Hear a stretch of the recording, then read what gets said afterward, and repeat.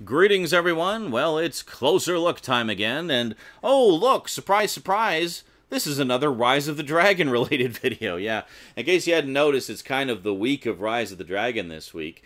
We, of course, had the big finale of the Amiga version on Thursday, had some outtakes from that, and alternate endings on Friday, and then on Saturday you got the full long-form playthrough of my original archival footage, the actual 1992 recording of me playing the original Amiga version on Saturday, and now you've got this closer look. So I really don't need to say much about the game by this point. I think you guys are pretty familiar with it. So essentially what this is, much like the Out of This World one that I did a few weeks back, I thought it would be kind of cool to take a look at the packaging for this one, because this one actually is a prime example of just how deluxe the packaging could be for some computer games at the time. There's quite a lot of goodies packed in here, so let's not waste any time.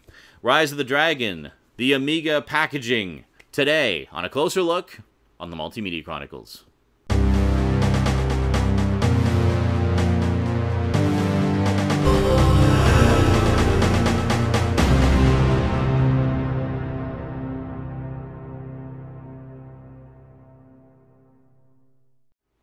Welcome back.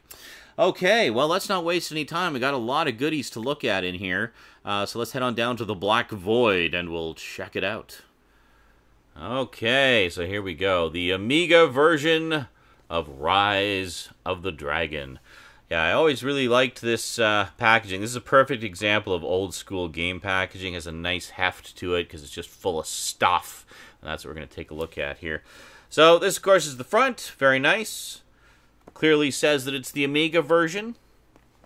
What are the system specs on here? Required 1 meg, that's megabytes of memory. Kickstart 1.2 or better, and recommended hard disk. Yeah, and you can just barely see underneath. The actual default printing on the cover is for the PC version. So, yeah, kind of interesting. And then Amiga on the spine. There's the full spine there. A Blade Hunter mystery. This was apparently originally meant to be the first of a series, and I honestly don't know why they didn't do any more, because this game did really well as far as I'm aware. Got great reviews. People loved it. Everyone I know who played it loved it. So, I don't know.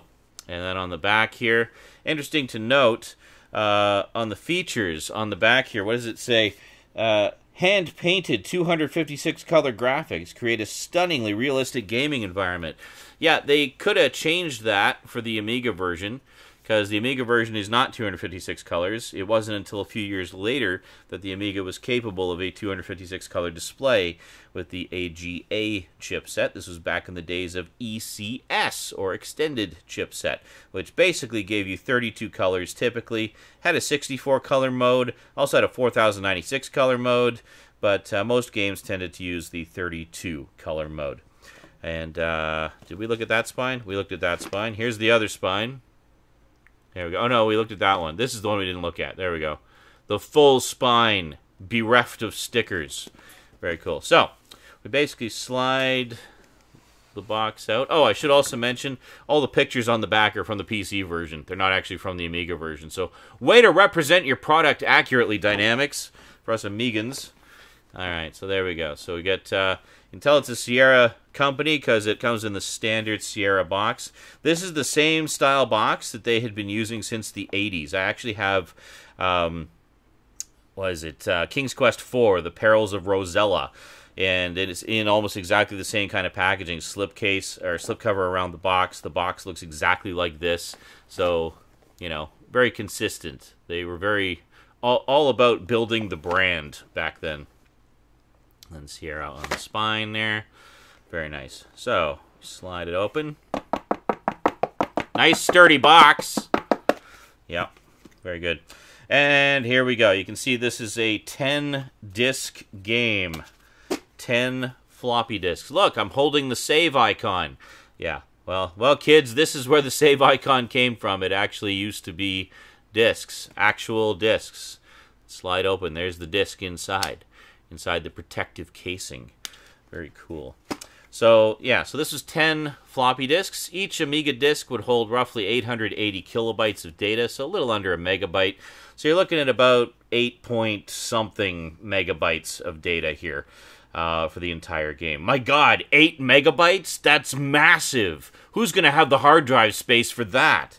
Yeah, back in the day, I should mention, when I played this on the Amiga I played it on had a 40 megabyte hard drive. Yep, 40 megabytes. So this game used up literally a quarter of the hard drive.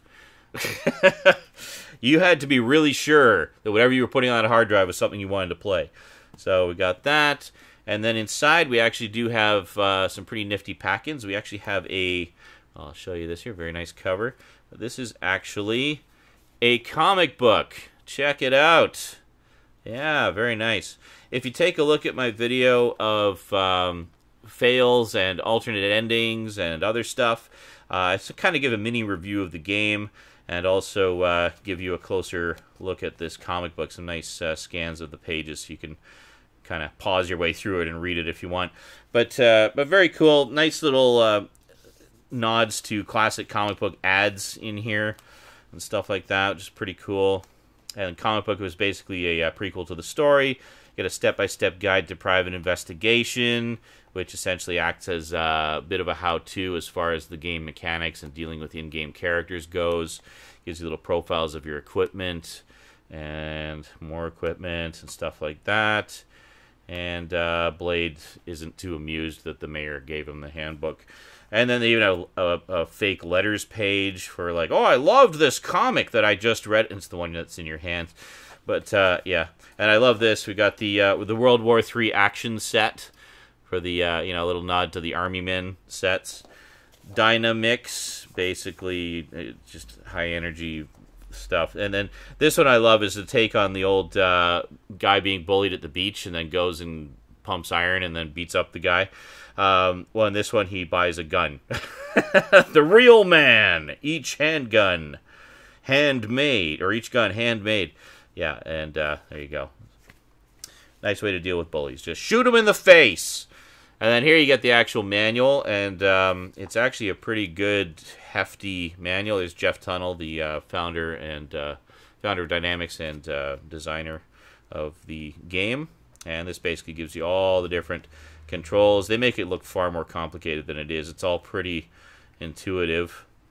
Gonna turn the page or what? Get Blade chastising you for taking too long to read the instructions.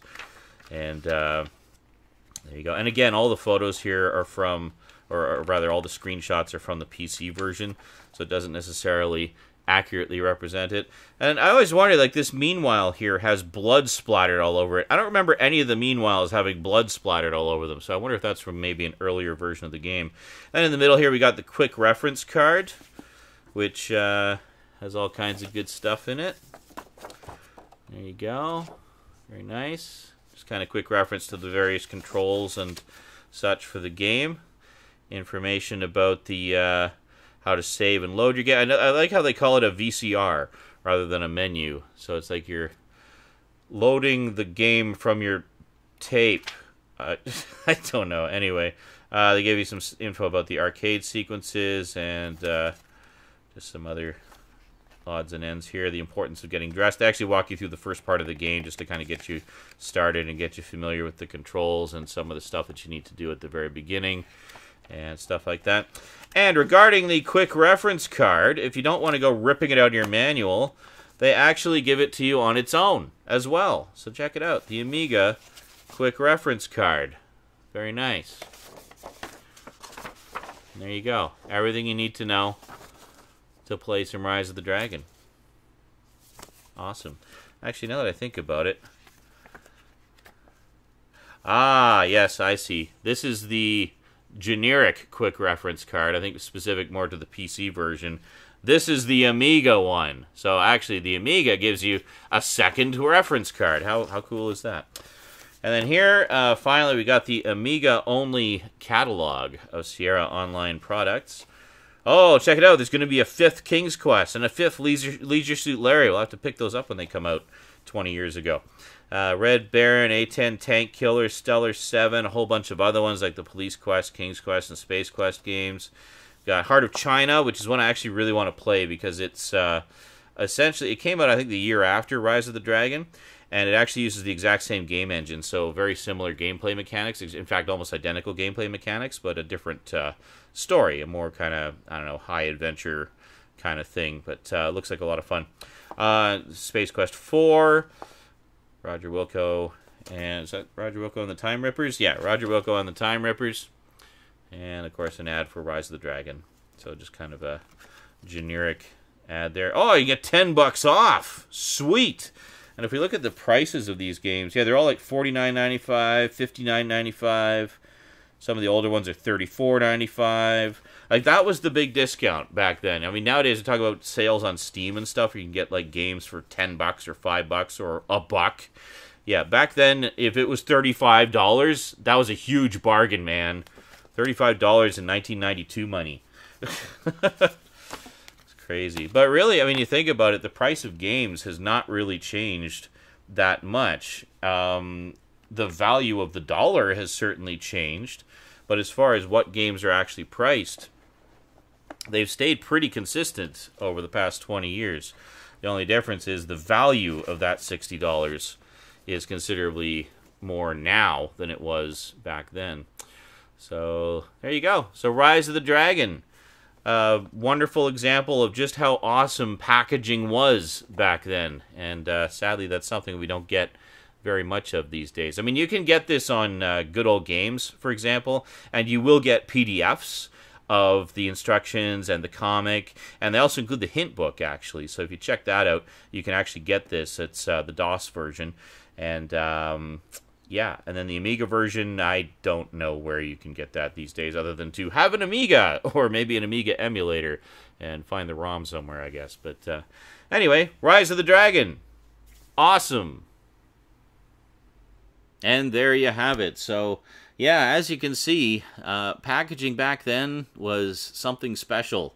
Not quite like today, where it's like, here, you get the digital download of the game, and maybe a couple of JPEGs of some artwork, and the soundtrack if you pay an extra $5. So, I don't know. The age of instant gratification, man. I mean, it's great. I mean, I'm not complaining. Don't get me wrong.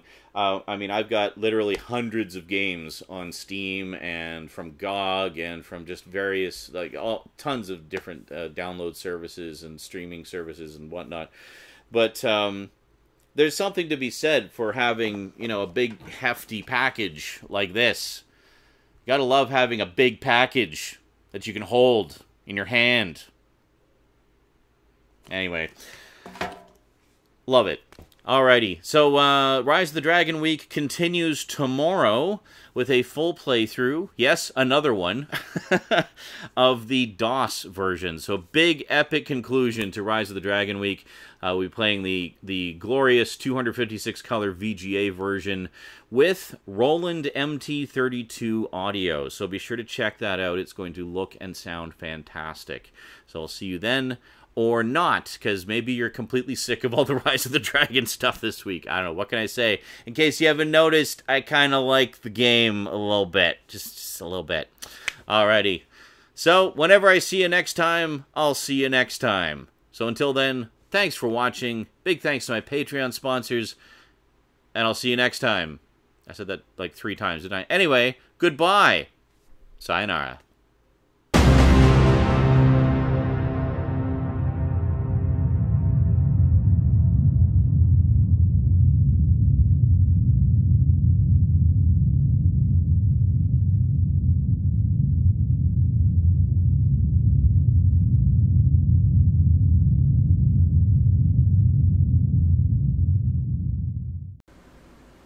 Okay, here we are. So,